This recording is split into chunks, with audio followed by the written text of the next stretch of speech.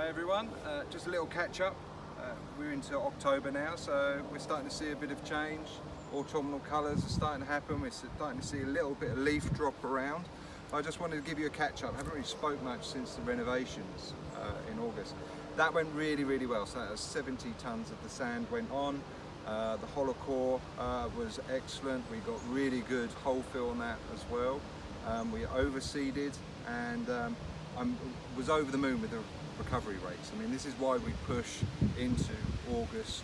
The weather was kind to us.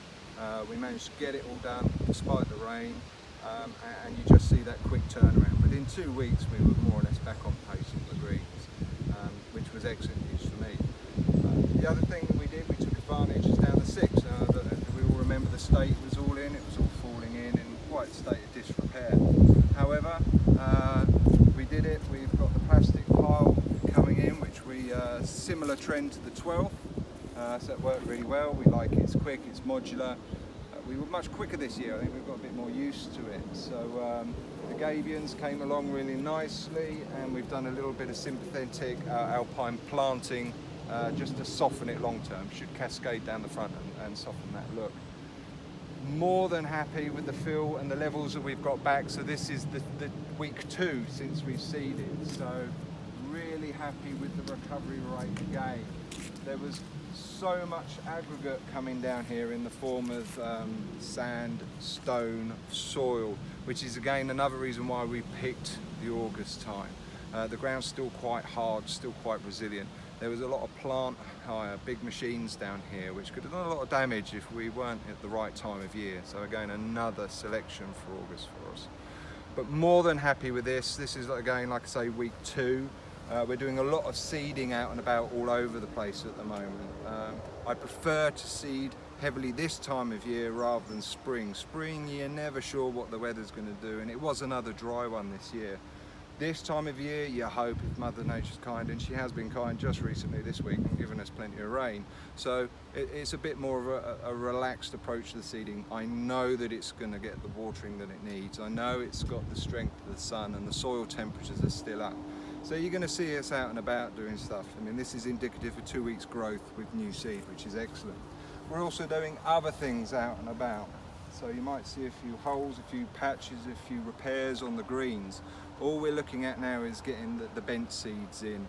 So some of the machines we use, we'll have a look in a minute at the tees overseeding machine. But this is one of the machines that we use, which is a hand machine for the greens, which is quite literally a little hopper here filled with the seed, and then you just simply bang it in, and it leaves a perfect little holes, which is an excellent grow medium for the seed. So as I bang it in, the prongs and the tines come out, and it drops just the right amount of seed in. We go over and have a look at the different types of seed we use, just to demonstrate some of the different cultivars that we use. Well, we've arrived on the tee now, so this is the machine that we use. It's a little tractor, little 30 horsepower tractor that we use for such things, attached to this. Now this is our overseeder. This is the Charterhouse Speed, so it's quite good. Not too many moving parts. It's quite a simple machine. It literally gets pulled behind the tractor. The tractor is the power, and then it hits the pedestrian wheel. Now the pedestrian wheel is where the magic happens, so depending on your forward speed and the settings that we've put on the machine as to how much seed it will drop down per metre squared. So there's lots of little cogs in here that we can chop and change. The spare cogs are kept in the back of the hopper, so if we ever want to change any of the settings, we merely get the chart and set it appropriately. But on this occasion, we've got it set for some of our rye seed. Now this is what we use, Barenberg Bar Extreme, so that's our rye seeds. That's each one of those is going to turn into a little plant, grass plant on the tees. Very good rhizomatous growth on these, very good roots, especially in a tee where divots are being removed. You may scalp the top and take the top layer off, but hopefully rootstock will remain underneath, and then you'll get a mother and daughter plant coming up and filling in the gaps. So basically we come in, fill it up, set the machine, and then drive off at the appropriate speed. So what we do is just have a look at the machine in action.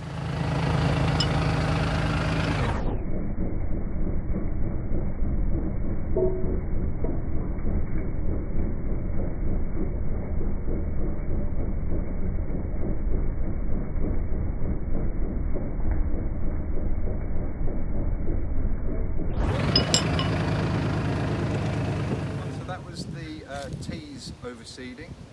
We use different types of seed, different cultivars for many of the tasks we do. So for example, on the greens, we predominantly use a bent seed, and for the teas, as explained, a different cultivar which has got the more rhizonous content for growth and health. But you can see with some of these seeds the actual physical difference. So they're the seeds there. Let's try and get it in the sunshine. There's the seeds there that we put on the teas. So that's a rye seed predominantly, a mix. So they're quite big, those seeds. But then you can see what we put on the greens. That's our bent seed, and can you see how fine, almost dust-like that seed is, how much smaller, almost silky in appearance and to the touch that is. So that goes in onto the greens there. So a clear difference in the different cultivars that we use on site. We do also use, even with certain species of seed. So I was down the 6th, we have overseeded, and that was with a rye.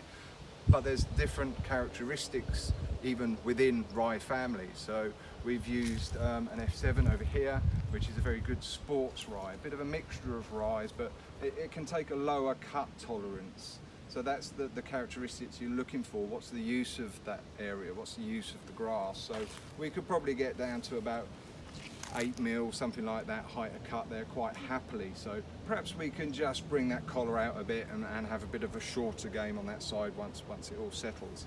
And then here, sowed at the same time as we did that sowing over there, but it looks like it's not as happy, it's not growing as quick, it's not this, it's not that.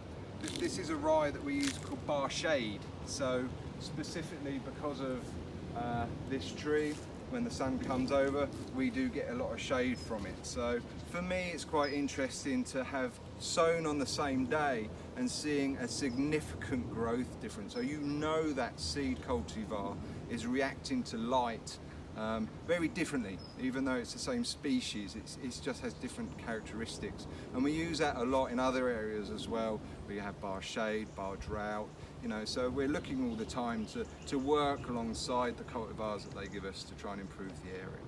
But as you can see, quite a lot of leaf drop at the minute, so that's going to be the next thing probably when you see me come back with another quick update. And we're just going to be slipping into our winter mindset. We need to look at the greens, get the verti draining out, which, as you recall, is the great big long tines, just to get that winter water flowing out as quickly as possible. It will reduce that moisture level, which will help give us more resilience to that pesky disease. But yep, we'll give you an update as and when. Thanks a lot.